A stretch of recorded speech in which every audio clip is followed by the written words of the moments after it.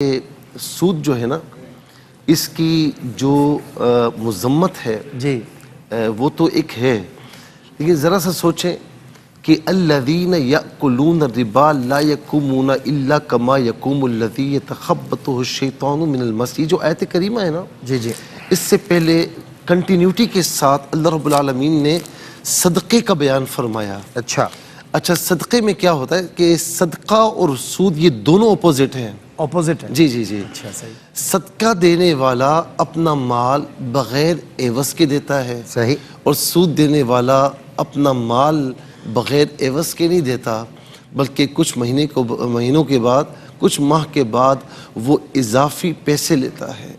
اچھا صدقہ دینے والا اس کی نظر جو ہے وہ آخرت پر ہوتی ہے، اور جو سود دینے والا ہے اس کی نظر دنیا کے مال پر ہوتی ہے۔ بالکل۔ صدقہ دینے والا جس کو صدقہ دے رہا ہے اس کا خون نہیں نچوڑ رہا، بلکہ اس کے ساتھ بھلائی کر رہا ہے، اور سود دینے والا آہستہ آہستہ جس کو سود دے رہا ہے بظاہر تو پیسہ دے رہا ہے لیکن اس کا خون تک نچوڑ رہا ہے۔ تو اسی لیے ہر چیز اپنی ضدوں کے ساتھ پہچانی جاتی ہے۔ تو جس طرح اللہ رب العالمین ایمان کا اور کفر کا بیان فرماتا ہے، جنت دوزخ کا بیان فرماتا ہے، اسی طریقے سے نور اور ظلمات کا بیان فرماتا ہے، اسی طرح پہلے صدقے کا بیان فرمایا اور اس کے بعد یہاں پر سود کا بیان فرمایا۔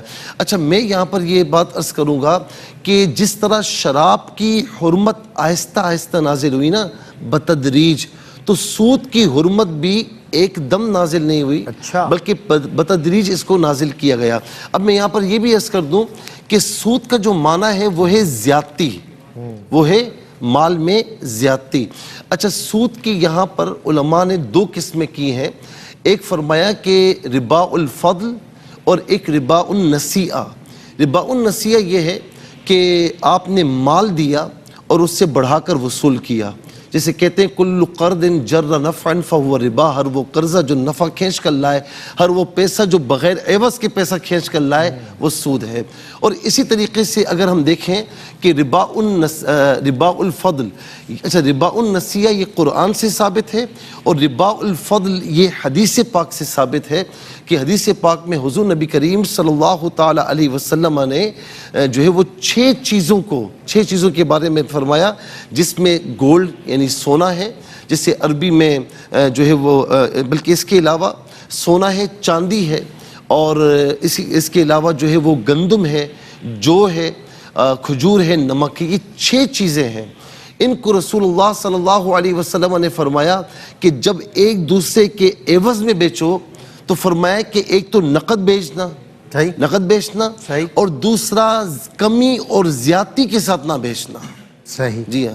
اچھا پھر اس کے بعد فرمایا کہ فَإِذَا اخْتَلَفَتْ هَذِهِ الْأَصْنَافُ، جب ان میں سے کوئی صنف مختلف ہو جائے تو فرمایا کہ جس طریقے سے چاہو بیچو، لیکن کانا یدن بیدن، نقد بیچنا، یعنی اس میں بھی یہ ہے کہ اصناف مختلف ہو جائیں تو پھر بھی نقد ہے، اصناف مختلف نہیں ہیں تو نقد بھی ہے، اور کمی زیادتی کے ساتھ بھی نہیں بیچ سکتے۔ اچھا اس کا حل کیا ہے؟ حضرت بلال رضی اللہ تعالیٰ عنہ حضور نبی کریم علیہ السلام کی بارگاہ میں کھجوریں لے کر آئے، تو عرض تو آپ کی کھجوریں تھیں، فرمائی کھجوریں کہاں سے لائے؟ عرض کی یا رسول اللہ میرے پاس ردی کھجوریں تھیں تو میں نے اس میں سے کچھ بیچی ہیں، اور اس کے بدلے میں نے کم کھجوریں اچھی والی لی ہیں۔ تو فرمایا یہ سود ہے، اللہ اکبر، یہ سود ہے۔ تو پھر اس کا حل کیا ہے؟ فرمایا کہ تم اپنی ردی کھجوریں دراہم کے عوض میں بیچ دیتے، اچھا رقم لے لیتے، اور اس رقم لے لیتے اور جا کر اچھی کھجوریں لے لیتے، خرید لیتے۔ اچھا یعنی اگینسٹ گڈز جو ہے نا یہ نہیں ہو سکتا جبکہ وہ ایکویلنٹی ہو۔ جی ایکوالٹی ہونی چاہیے نا، اگر ایکوالٹی نہیں ہے، ہاں بھلے ہلکی کھجور ہو یا اچھی کھجور ہو تو آپ اس میں یعنی بڑھا کر نہیں بیچ سکتے، کیونکہ یہ چیز ربا الفضل جو ہے یہ اس لیے ممانعت ہے۔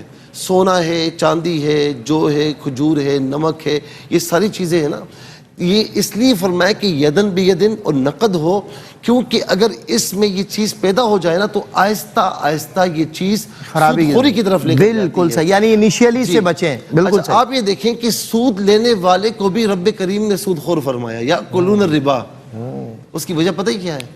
اس کی وجہ یہ ہے کہ کوئی بندہ کوئی چیز لے لیتا ہے نا تو ہو سکتا ہے واپس دے دے، لیکن سود والا جو ہے نا اتنا یعنی غیرت سے عاری ہو جاتا ہے کہ کھانے کی مثل فرمایا گویا کہ کھا لیتا ہے، یعنی جس کے پاس ایک مرتبہ چلا جائے نا وہ اسے واپس نہیں کرتا. تو اسی لیے فرمایا کہ یہ سود خور ہے. اور حضور نبی کریم علیہ السلام نے صحیح مسلم کی حدیث ہے کہ جابر رضی اللہ تعالیٰ عنہ سے مروی ہے کہ لعن رسول اللہ صلی اللہ علیہ وسلم آکل الربا، کہ اللہ کے رسول صلی اللہ علیہ وسلم نے سود کھانے والے پر لعنت فرمائی.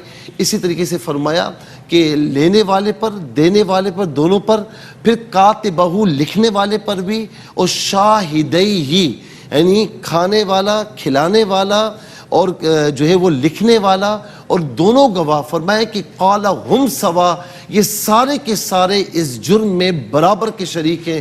اور اس کا ہلکے سے ہلکا گناہ یہ ہے کہ آدمی اپنی محرمات کے ساتھ زنا کرے. استغفر اللہ ربی من کل ذنب و اتوب الیہ.